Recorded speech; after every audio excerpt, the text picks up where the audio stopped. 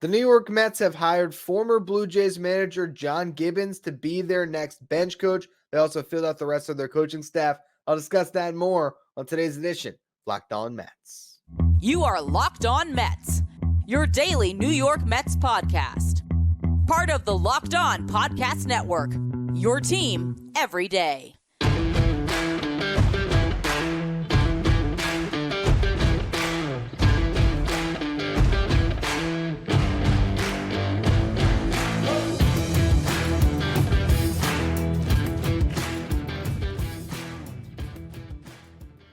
Hello to all you amazing Mets fans. You're watching Locked On Mets, part of the Locked On Podcast Network, your team every day. I'm your host, Ryan Finkelstein. If you want to find any of my work, follow me on X at Finkelstein Ryan. I also find some of my writing at justbaseball.com, where I work as the managing editor. The Mets have done it. They have completed their coaching staff, and the big hire that was announced on Wednesday is that John Gibbons will be Carlos Mendoza's bench coach, and this is the perfect hire by the Mets. Whoever's idea this was, if this was David Stearns, Mendoza, whoever brought Gibbons to the table, this was a fantastic move by this organization, because what everyone was saying after they hired Mendoza is, all right, up-and-coming guy, loved the presser. They have to put an experienced bench coach with them. They need someone that has managerial experience in his ear to be able to help him navigate 162 games in a regular season. And John Gibbons has done that. 11 years of managerial experience, all with the Blue Jays, but split up into two different stints.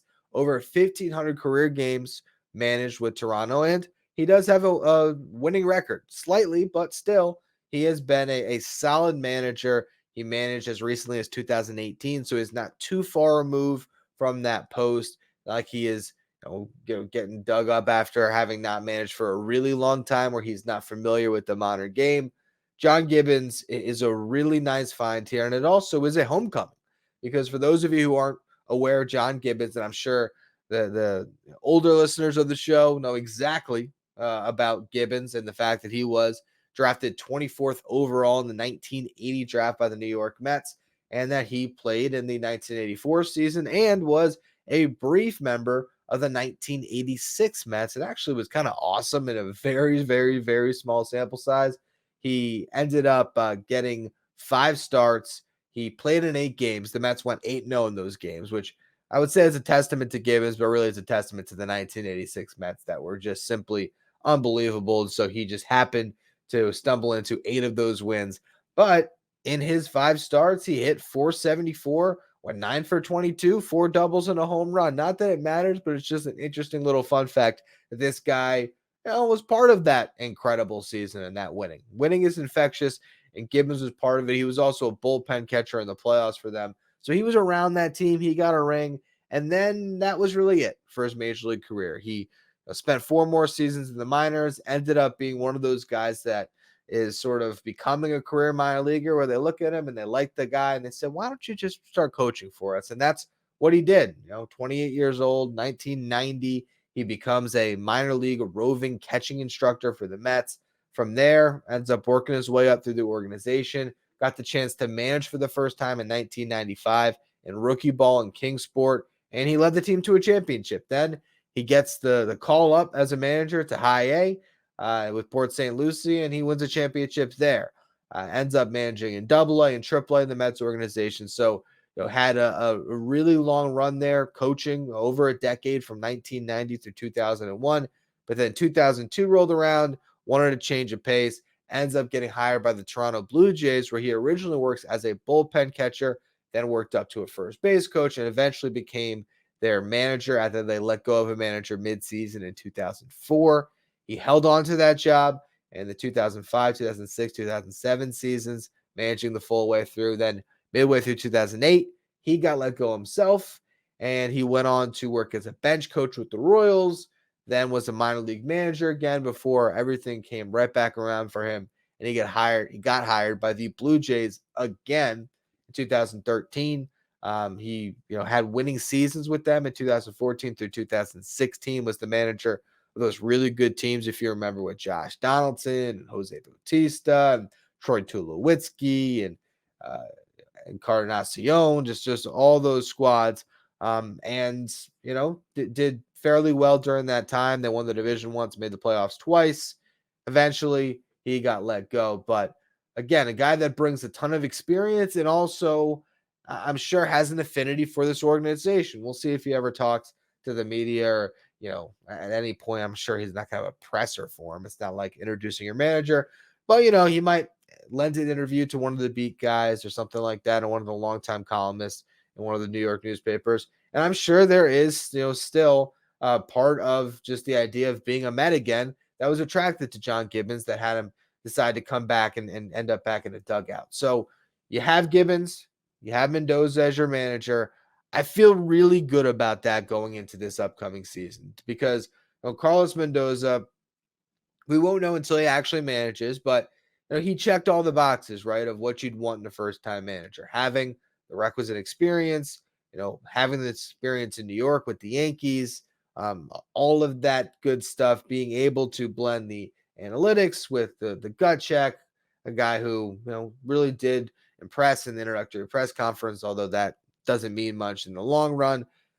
I like Mendoza, but there was always that concern, right? First-time manager, you just had to wonder, like, is there going to be mistakes that are made because this guy's still getting his feet wet? I think John Gibbons is going to be able to button a lot of that stuff up. He's going to be able to make sure that Mendoza is thinking everything through. He's going to be the perfect guy to not necessarily completely mentoring him in the role because Mendoza is still the boss here, but a guy that can really help, who can answer, any question that Mendoza might have with a really vast experience space that he'll be pulling from.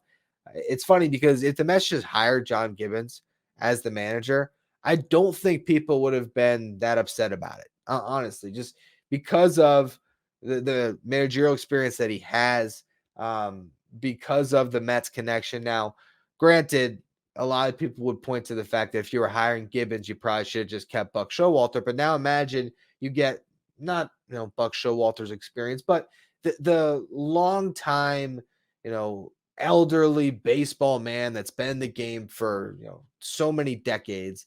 You get that guy, but in a bench coach role, which I think is perfect to pair with the exuberant first-time manager. So I really like what they did with that hire in particular. And they also filled out the rest of their staff. I will address who else got hired in just a minute. First, though, another word from our sponsors.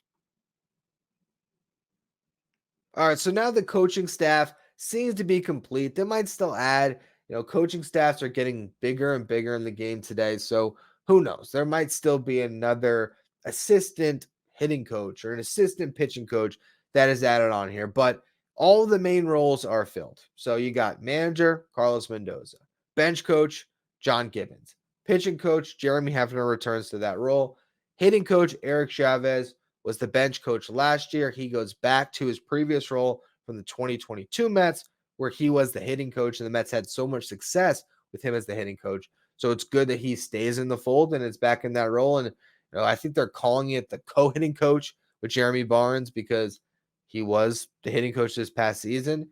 He was the assistant to Chavez in 2022. So those two guys stay in place. I do think a level of continuity is good, especially when you bring in, the first-time manager, Mendoza, that's going to bring a whole new level of energy to the club.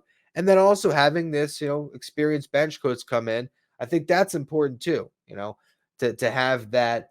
I hate to call it adult in the room when all these other coaches are in their 40s, but still to have that elder statesman there. I really like that core.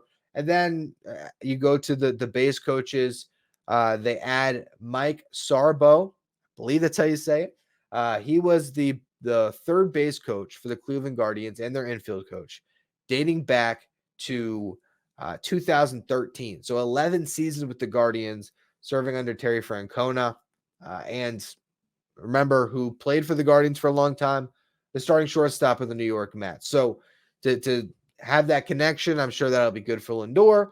I'm sure a guy that was really fond of Buck Showalter to get one of his former coaches. I bet that goes a pretty long way for him. And a guy that, has held that particular job for over a decade of being, both the third base coach and an infield coach. I feel really good about that. They didn't get first timers in any of these other spots. Their first base coach is Antone Richardson, who served as the first base coach with the Giants, as well as the base running and outfield coach. I'm sure he'll do the same thing with the Mets. So another guy that was serving in that role just last season. So you're not having anybody else who's getting their first crack. It's not a first-time pitching coach or first-time hitting coach or first-time third base coach. It's experience across the board. And the one place where you have the first-timer, it's your manager. And I think that's the perfect way to have a really experienced staff around that first-time manager to protect him a little bit. So I really like all the moves that the Mets made. I also like that they kept, all of these hires pretty hush-hush. Like there wasn't a big, sense of reporting on who the bench coach was going to be. The only one was Willie Randolph. They mentioned him, and then because Carlos Mendoza had said something in the press conference about him, and they ended up just coming out at some point and saying he's not in consideration. But other than that, there wasn't a bunch of reporting. Never heard John Gibbons' name until it was announced. Never heard any of the base coach names, any of it. It just, as the hires were made, it was released. So I like the fact that this organization right now has been pretty tight-lipped with what they're doing. That's always a good sign of a strong foundation that you have. I also didn't mention Glenn Sherlock will also be back as the catching coach. He obviously did great work with Francisco Alvarez last season. So to have him in place, also to have John Gibbons in place as the bench coach with Alvarez, I think this is a really good coaching staff for Lindor with the Guardians tie, getting the third base coach. And I think it's a really good staff for Alvarez to really keep bringing him along. And he's such a big part of what the Mets are going to be, not only this season, but really, you'd hope for the next decade. So to really be able to keep coaching him up, I like what the Mets have done here. But it's Thanksgiving. I don't want to take too much of your time discussing the Mets coaching staff. I thought it was worth it to do a show to break all that down. And I do have one final segment for you that relates to yesterday's show. I put a poll up on YouTube. Which trade package would the listeners, or in this case, the viewers on YouTube, want me to break down in further detail when it comes to the prospects that would have to go out? The winning trade was the Tyler Glasnow deal. So I'm going to break that down in a minute. First, though, another word from our sponsors. Now, for those of you who missed yesterday's show, I broke down 3 creative trades I came up with that would address multiple needs for the Mets, where they would add a pitcher and a hitter. And, the 3 trades were one with the Rays, which we'll discuss a little bit more in a minute here. Another one with the White Sox that had Eloy Jimenez and Michael Kopech coming back to the Mets. And then the third trade, which was the most spicy, was Freddie Peralta and Christian Yelich coming back to the Mets. So of those 3 trade packages, I asked the listeners or the viewers on YouTube on a poll which one they wanted to see me break down in further length, break down the trade package it would take to acquire the player. And that's what we're going to talk about Rays in a second here. But before that, I want to let you all know about becoming a Locked On Mets insider, because those of you who have already subscribed today got my 3 trade packages for all of them. Also, when John Gibbons got hired, the first thing I did was go to Subtext and send out an update to all of the Locked On Mets insiders. So if you want to be inside the scoop with everything going on with the Mets and going on with the show, make sure you find the link in the episode description or go to subtext.com/LockedOnMets to become a Locked On Mets insider. All right, so let's look at the one trade that the viewers on YouTube most wanted me to break down further. It got 52% of the vote. Then the second up was the Brewers trade with over 30%, and whatever was left came to the White Sox trade. No surprise there. That's more of the lottery ticket aspect, just getting guys you're hoping for a bounce back, guys that have health concerns, which is actually in kind of all of these trades, really. The Brewers trade was the one that's going to cost the most. I said from the beginning on yesterday's show, the Rays trade was the most realistic one. Tyler Glasnow, Manuel Margot. Getting these 2 players would help the Rays, or taking them off the Rays' hand would help them because they make a lot of money. And the Rays typically don't operate with a payroll over $100 million, and they're way north of that right now. So if they're able to move these 2 guys, they would get that payroll under $100 million, which would allow them to either reinvest or maybe they continue to use trades to retool their roster. But They have a lot of talent in place. They have a 40-man roster crunch anyway. They can absorb the loss of Glasnow and Margot, and they would like to move that money, but they also want to get prospects back in return. And to figure out a package, it is difficult because Margot should weigh things down. There's no doubt about that. You are taking $10 million for the Rays on a player that at this point is a fourth outfielder at best. With that said, this is a market that's going to really value starting pitching, particularly on the trade market when all of these top flight free agent starters get locked up elsewhere. There's going to be some teams that are left an arm or two short that are going to have to go to the trade market. And that's where the Rays are going to sit in a prime position with a pitcher that does have his injury history, but is only on a 1-year deal. So the long-term risk isn't there as far as trading for a player that is making $25 million over 3 more seasons. There'd be some more risk. This is just 1 season. You get a really top flight rental that is, hoping to make the most of a contract year. Glasnow could have a lot of teams bidding for his services. And that's why you have to make a little bit more of an aggressive trade offer than I think on the surface you would expect for absorbing this much money. Now, the Mets might be the only team that's willing to take Margot back in the deal, and that could really tip the scale for them. But I still think you have to give up 1 prospect at least that hurts. And in this case, I threw out 2 to my Locked On Mets insiders today, 2 prospects in this deal. It was Mike Vasil and Kevin Parada.